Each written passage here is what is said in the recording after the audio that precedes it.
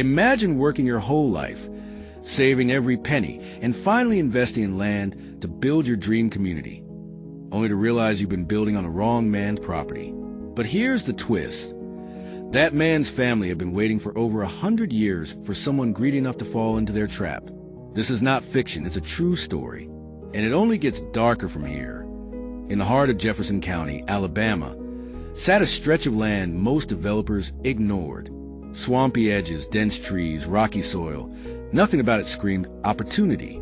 But to Howard O. Ellison, better known in business circles as HOA, this was a gold mine. Howard had built a name for himself flipping properties across the South. To him, land wasn't about heritage or history. It was about numbers. In 2010, his firm announced an ambitious project, 75 brand new suburban houses on what he called the Meadows at Copper Ridge. Investors cheered. Buyers lined up. Within a year, construction crews roared into the quiet county, bulldozing trees, laying foundations, raising walls. But there was one problem. The land wasn't his. At least not fully. A man named Samuel Carter, a quiet, middle-aged black farmer, watched from his porch as trucks drove past daily. His grandfather had bought 300 acres of the same land in 1915, a purchase made during the height of Jim Crow, a time when most black families were forced out of ownership through violence or trickery. But Samuel's family had been different. His grandfather, Ezekiel Carter, was known as a cunning man. He never trusted banks, never signed documents lightly, and had a reputation for setting legal traps that would outlive him. For years, people whispered that Ezekiel left something buried in the land, not gold, not oil, but something far more dangerous. Now, almost a century later, Samuel watched strangers pour concrete on soil his family had bled for. And the strangest part? He said nothing. At first, Howard's project went smooth. He had paperwork from the county clerk showing the land was clear for development. Titles looked clean, deeds were in order, or so it seemed. But one night, while reviewing old maps, his assistant stumbled on something strange. A restriction clause dating back to 1915. A covenant Ezekiel Carter had placed on the property when he bought it. It read, "No sale, transfer, or construction on this land shall be valid unless witnessed and signed by a Carter blood heir." The clause had been ignored for decades, buried under amendments and overlooked by lazy clerks. But legally, it was still binding, which meant every single one of Howard's 75 houses were built on land still owned by Samuel Carter. Buyers started moving into the houses. Families unpacked boxes. Kids ran through sprinklers, and neighbors hosted barbecues. But then, letters arrived. Official notices, stamped and signed by Samuel Carter's lawyer. You're residing on Carter family property. Your purchase is invalid. Vacate within 90 days. Panic spread like wildfire. Homeowners stormed Howard's office demanding answers. Howard brushed it off as a scam. That old man's bluffing. My lawyers will crush this. But when he showed the covenant to his attorneys, their faces went pale. Howard, one whispered, you didn't just miss this. You walked into it. This was a setup. The Carter family knew someone would try to exploit this land. And they've been waiting 100 years for someone like you to do exactly what you did.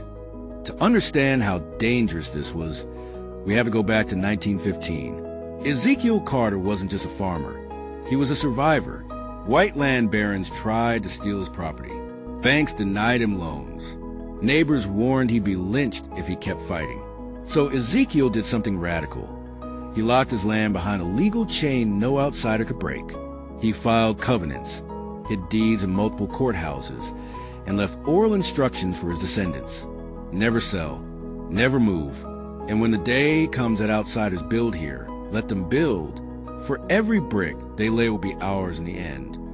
It wasn't paranoia. It was strategy. A century-long trap waiting to spring. And now, Howard had fallen straight into it. Howard tried everything. He offered Samuel millions to release the covenant. Samuel refused. This land has Carter blood in it, Samuel said calmly. You don't buy blood. Howard filed lawsuits. He dragged Samuel through court, hoping to bury him in legal fees. But the covenant was airtight. Worse, word of the trap spread. News outlets picked up the story. Black family outsmarts developer, 75 homes at risk. Protesters rallied outside Howard's office. Buyers threatened to sue him for fraud. And Samuel? He never raised his voice. He just sat on his porch, watching history unfold exactly as his grandfather predicted. But here's where it gets darker. One night, Howard's crew broke into the Carter property, digging for old records. They found a sealed iron box buried under an oak tree. Inside were letters, maps, and journals Ezekiel had left behind. And in one letter, Ezekiel wrote, "If they ignore this covenant, let the courts bind them. If they resist, let the land itself consume them. For this land holds more than deeds. It holds secrets no man should disturb." Howard read the words aloud, and for the first time, he felt fear. Because alongside the letter was a hand-drawn map, showing something hidden directly beneath the new housing development. Weeks later, cracks started appearing in the new houses. Foundation shifts, sinkholes, strange flooding patterns. Residents panicked, claiming the land was cursed. Geologists confirmed the houses were built on top of underground caverns, a network nobody knew existed, except Ezekiel Carter. And the map? It showed a sealed chamber deep underground. A chamber Ezekiel warned never to open. But Howard, desperate, broke, and humiliated, decided to dig. What he found down there changed everything. The first drilling team arrived under cover of night. Howard didn't want the media catching wind of his desperation. He told his crew, "Whatever's down there, we find it. If we can prove the Carters knew this land was unstable, we can sue them back." The men lowered equipment, boring into the limestone beneath the houses. Hours passed until the drill struck something that wasn't stone, a hollow. By dawn, they had broken through into a vast underground chamber.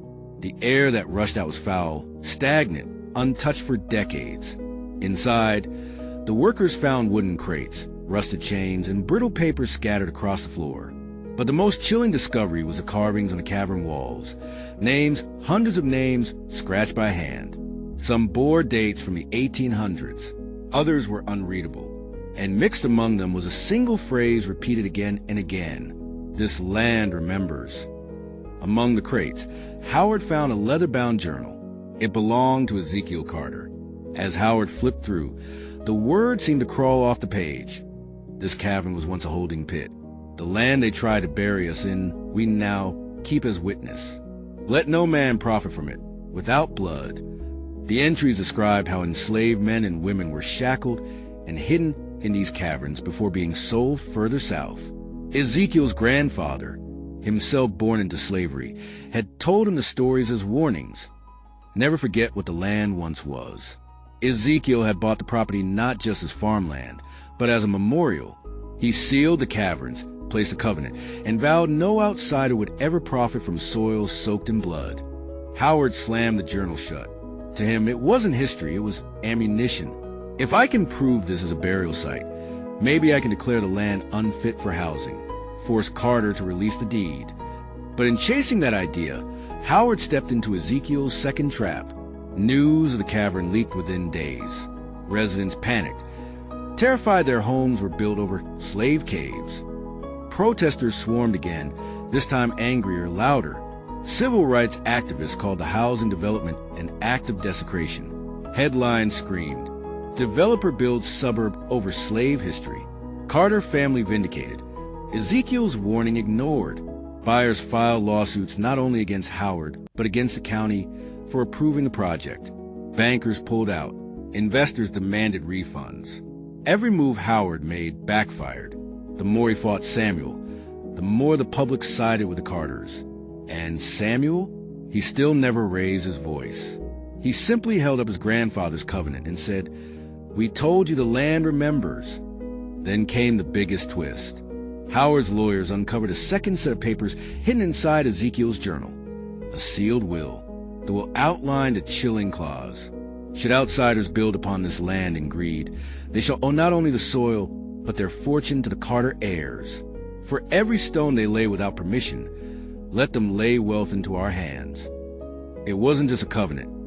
It was a claim to restitution.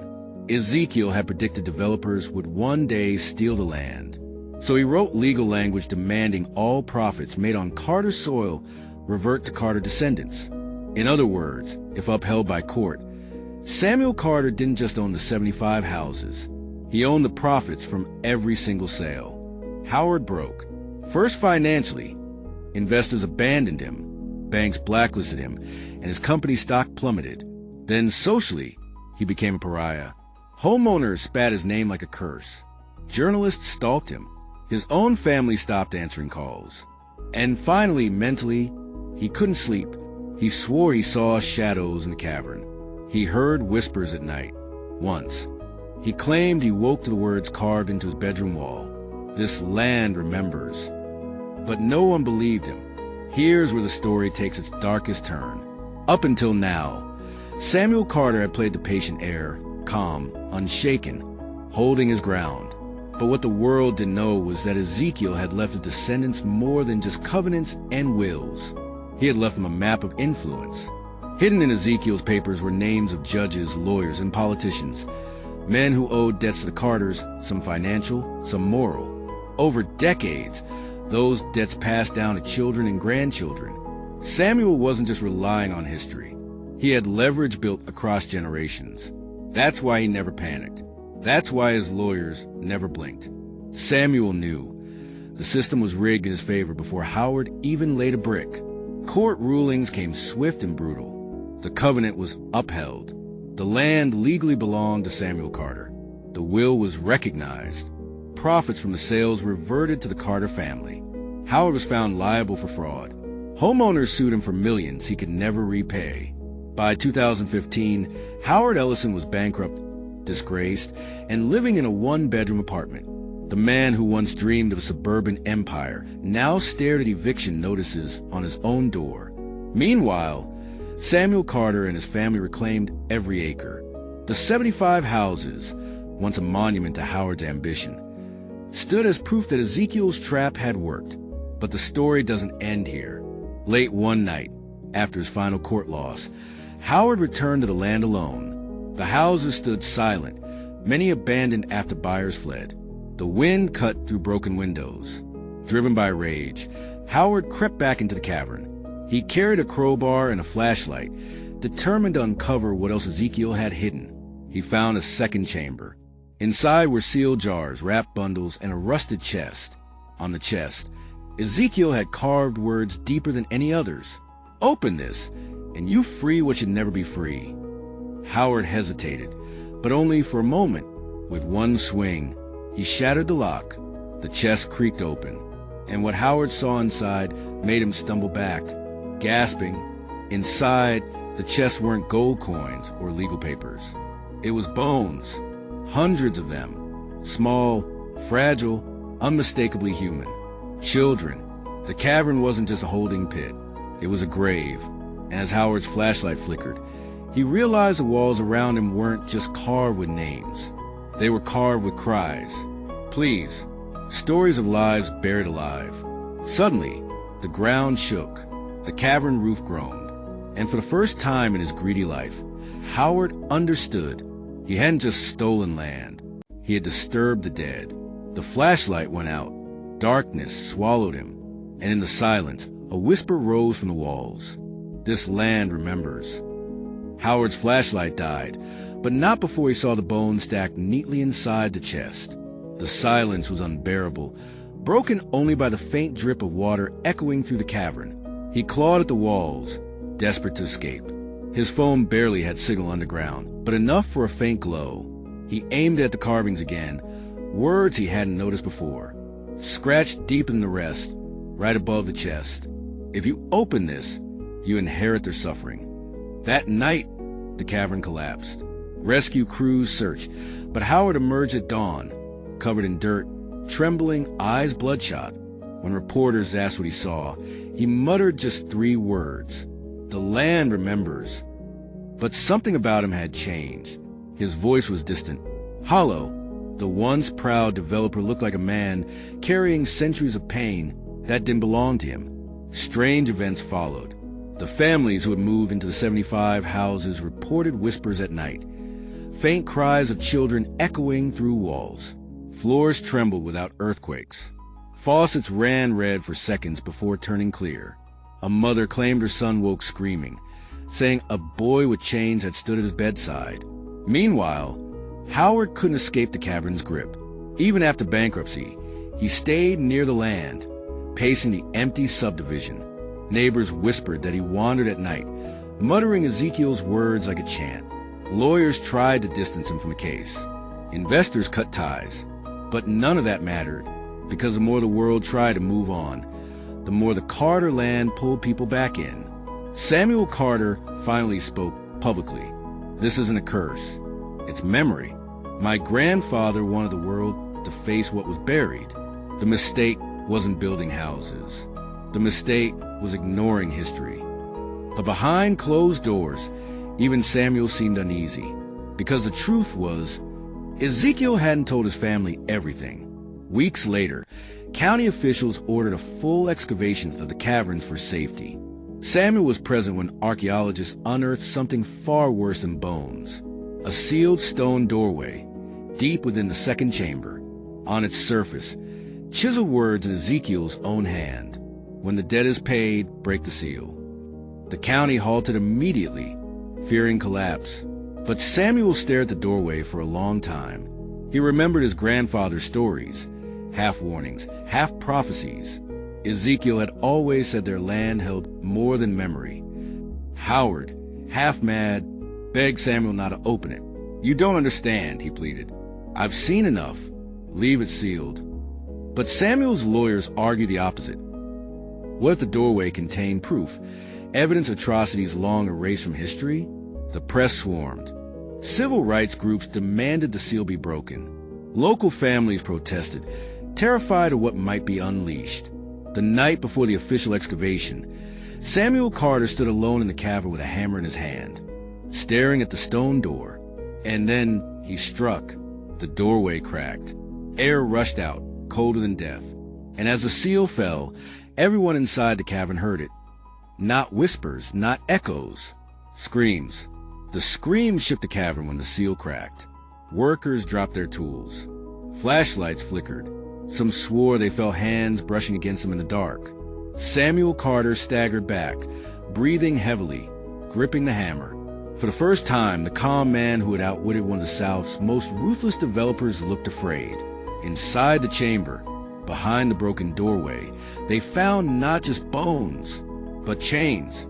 Hundreds of rusted shackles were still bolted to the walls, some tiny made for children. The stone floor bore grooves, deep marks etched by years of dragging, and scrawled in the farthest corner, a final message carved by someone long before Ezekiel. Don't let them build here. Don't let them forget. The county officials fled. The site was declared unsafe, but the damage was done. The world had seen the Carter land's deepest secret. Part 7. Howard's Last Stand. Howard Ellison, already ruined, seemed to unravel completely after the seal broke.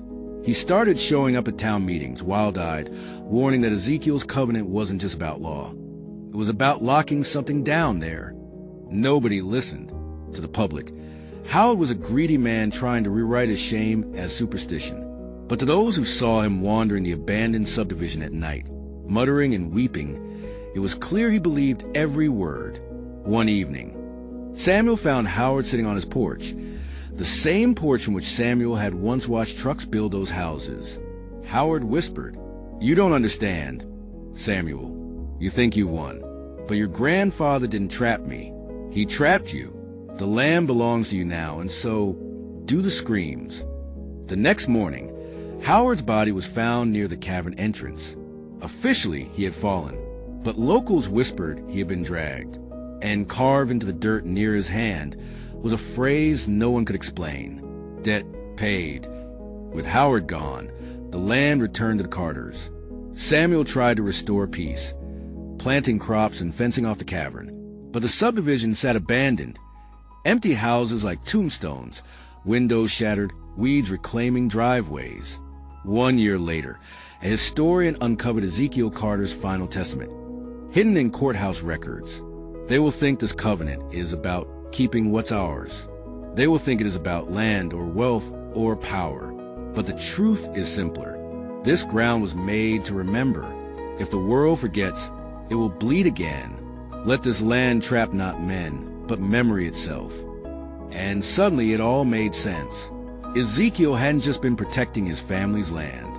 He had been protecting history itself. He knew greed would one day bring men like Howard. He knew developers would try to bury the past under foundations and white fences. So he set the perfect trap. Legal chains above ground, iron chains below. A covenant that forced America to look at what it tried so hard to forget. Today, the 75 houses still stand in Jefferson County, silent and empty. Locals call it the neighborhood that never was. At night, passers-by claim they hear crying from houses. Some say they see lantern lights moving through the empty subdivision. Others swear they hear a single voice whispering in the wind. This land remembers. Samuel Carter tends his fields quietly. He never speaks of Howard, never speaks of the chamber. But sometimes, when he walks the boundary line where his grandfather once stood a century ago, he feels a shiver in the soil, and he knows the trap isn't finished. Because Ezekiel didn't set it for one man. He set it for every generation that dares to forget. You can build fortunes on lies, but the truth will always rise. History buried is history repeated. Greed blinds, but memory lasts forever. The land holds stories deeper than deeds and titles. It holds justice. Subscribe for more interesting and powerful stories.